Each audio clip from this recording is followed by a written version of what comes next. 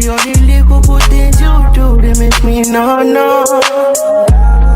This distance is taking a hold of me for sure. Baby, come.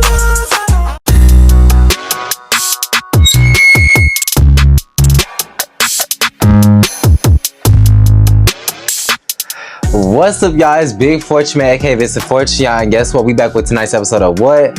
Fortune's Perspective, man. So make sure I hit that like, comment, subscribe button. So listen, y'all already know today's topic, today's agenda is going to be about the Love Island USA 2025 finale, man. So listen, y'all already know we got a lot to get into, and then plus we are definitely gonna get into Sierra's apology and also Austin getting accused for his racist comments as well. So without further ado, man, I'm gonna read off my little iPad right here, you know what I'm saying? So let's get into it. Listen, enough with the talking. So our final four this season are Maya and Brian, Nick and Alandria, which are my top two picks, Chris and Huda, and Iris and Pepe, which I don't even know why Iris and Pepe even made it to the finale, because all they do is hunch. Like, they don't do nothing else but hunch, bro. So I'm really confused on how they made it. Like, why did y'all even extend them and to the final four? I don't understand. But anyways, I personally feel like Ace and Shelly were the only couple left that had a real genuine connection, and I feel like the reason they got sent home is because people were still mad at Ace about the whole Jeremiah situation, and people were still mad at Shelly about the whole Huda situation, their little mini fallout that they literally fixed after 24 hours, so it was stupid. But I digress.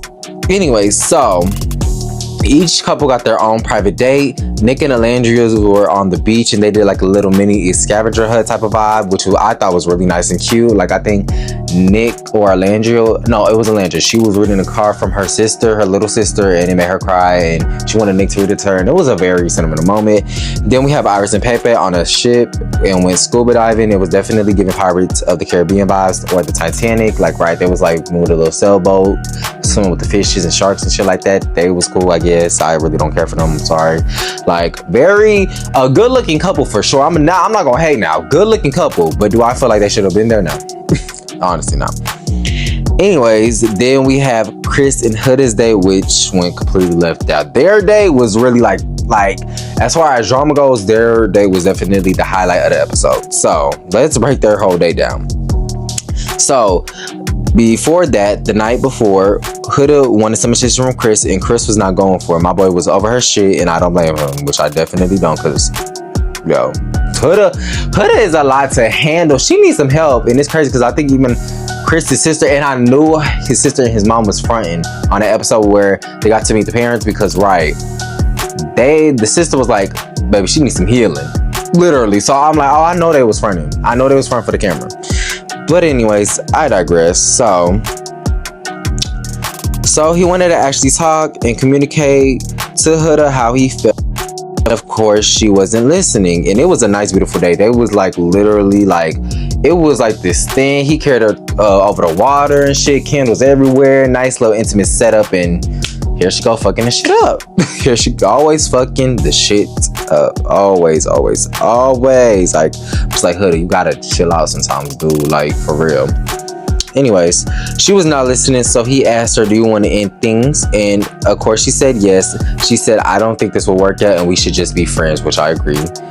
Which, thank God, because we all saw that from a mile away, that Chris was so done, bro. And that shit pissed me off, because we could have sent y'all home and had Ace and Shelly. Like, I still am rooting for Ace and Shelly. I don't give a fuck. Even though they would have not won, they just deserved it, in my opinion. It's funny because as soon as things ended, this lady popped out of nowhere and started singing, and I was like, oh my god, that shit is so embarrassing.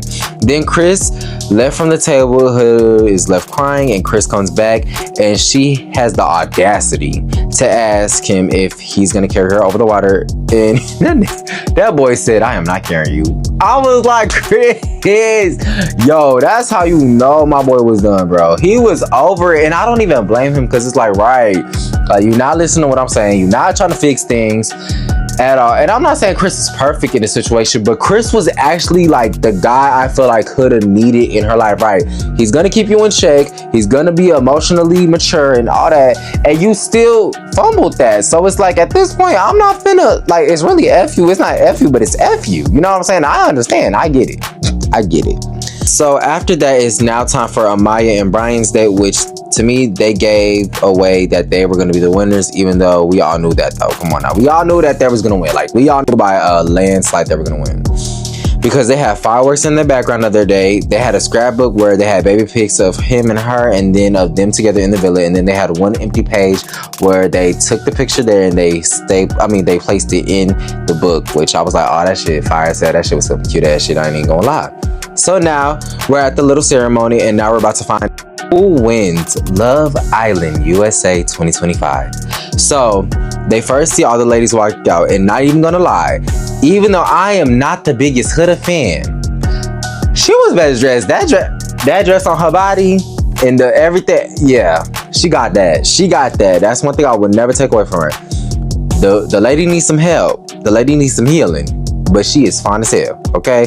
And then Maya, Alandria, and Iris came out. Iris just was alright. Yeah, her shit was alright. I didn't really care. Maya's was giving Cinderella. It was giving prom. It was giving quinceañera. It was very much giving that. And I liked her dress. And then Alandria's, I feel like I've seen that shit before, but her shit was giving very much like going to the awards show type of shit. And I feel like the guys, they looked pretty sharp as well. I feel like if you go wrong with a suit and tie, then I don't know what the hell to say. So they started reading their vows to each other, and surprisingly to me, Huda and Chris's seemed the most compassionate, which is crazy to me because that shows that both parties have a mutual respect for each other despite what happened. So now the part we're all waiting for, and in fourth place we have Iris and Pepe, which is not shocking at all. We all kind of knew that. And third we have Chris and Huda, again not shocking at all. So now it's really between Nick, Alandria, and Amaya and Brian. And of course, in second place we have Nick and Alandria. And number one we have Amaya, Papaya, and Brian. Deserved, I feel like, right? She came in there being the underdog, having not one, not two, but three guys try to play her type shit. And then, right, finally, the fourth guy stepped in and defended her and built the relationship out of that shit. So I definitely felt with that. I feel like they both deserved it. And let's just be honest now. Even if it was Amaya by her damn self, she would have got that money, okay? She would have gotten that money. So, and right, basically Ariana Maddox, she holds two cards in her hand. One has 0, one has 100K. And so basically Amaya got the one with 0, which I'm like, Amaya, girl, that was your money. Like, what are we doing? And then Brian got the one with 100K, but obviously Brian, the genuine man that he is, he splits it and they both do 50K, which of course they deserve that shit. So anyways, y'all, did y'all peep how everybody jumped in that damn pool? My girl Alandria, whenever she jumped in, my goodness is about to drown, and my boy Nick had to come and save her, dead ass. And then did y'all peep Pepe's face when Iris and Huda made that little comment? Bro, he cannot. I think a lot of the guys just don't like Huda, and I don't blame them because she just be doing something. I think they just see her red flags from a mile away. Like, and then even Huda with motherfucking Nick and Alandria while they're kissing, I'm like, can you back up? Like, what? Back up. Like, give them 50 feet. Give them 50 feet. She was getting my damn nerves for real. So that concludes this season, and we will be getting a reunion on August 25th, which is the point. Like I'm gonna watch it. Like, we gonna watch it. Like, I mean, let's be honest, we're gonna get a messy reunion.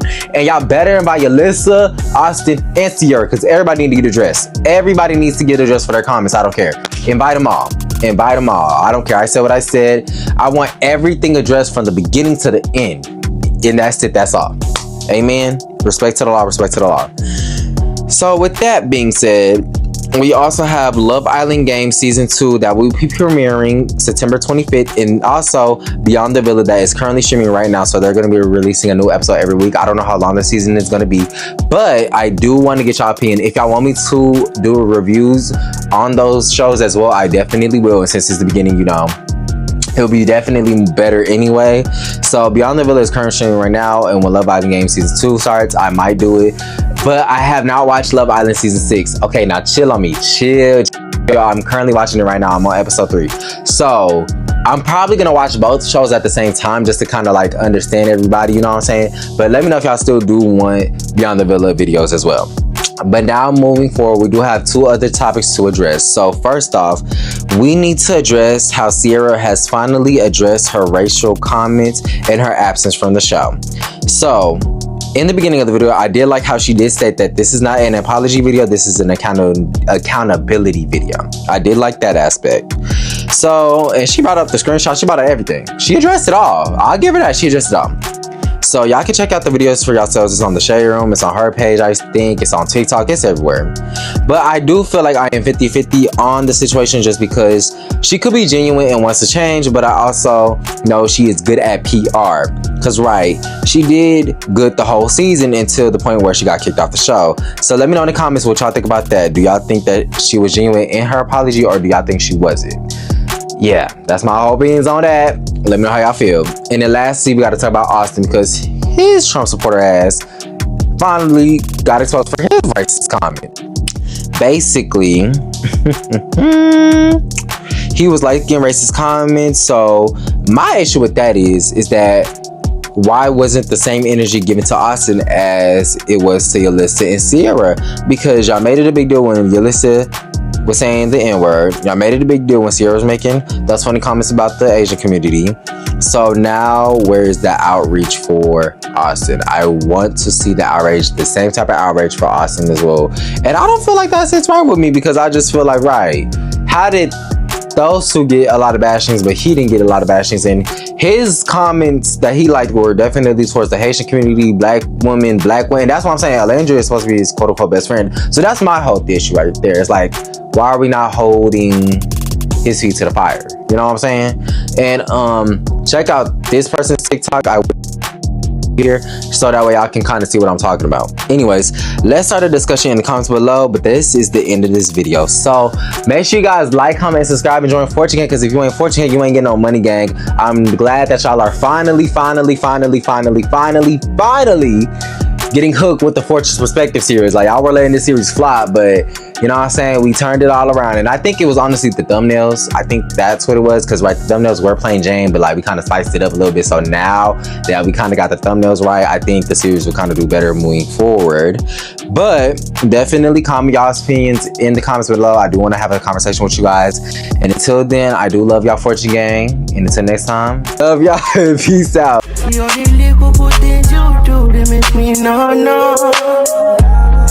This distance is taking a hold of me for sure, baby girl.